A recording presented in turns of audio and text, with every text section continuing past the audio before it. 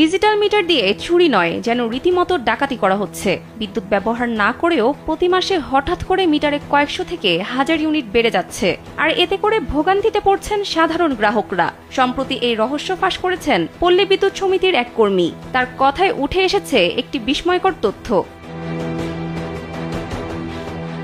নাম প্রকাশে অনিচ্ছুক ওই কর্মী জানিয়েছেন, ডিজিটাল মিটারে অটো পালস নামে একটি বিশেষ ব্যবস্থা করা হচ্ছে, যেটি প্রযুক্তিগত প্রতারণা। এই সিস্টেমের ফলে মিটার চালু না থাকলেও ইউনিট অটোযোগ হয়। ওই কর্মী আরও জানিয়েছেন, তিনি প্রতি মাসে একটি মিটার দেখতেন। ওই মিটারে গ্রাহকের ব্যবহার ছিল মাত্র 30 ইউনিট, কিন্তু তিনি 1 মাস পর গিয়ে দেখেন সেখানে 300 ইউনিট উঠেছে। তখন তিনি ওই গ্রাহককে জিজ্ঞাসা করেন, নতুন কিছু ব্যবহার করছেন কিনা। উত্তরে গ্রাহক বলেন, না, আগে যা ব্যবহার করতেন এখনো তাই করছেন। এরপর ওই কর্মী তদন্ত করে দেখতে পান, বিদ্যুৎ সংযোগ না থাকলেও মিটারে স্বয়ংক্রিয়ভাবে পালস সৃষ্টি হচ্ছে, যেটিকে বলা হচ্ছে অটো পালস। এই পালস তৈরি হওয়ায় ব্যবহার ছাড়াও মিটারে ইউনিট যোগ হচ্ছে।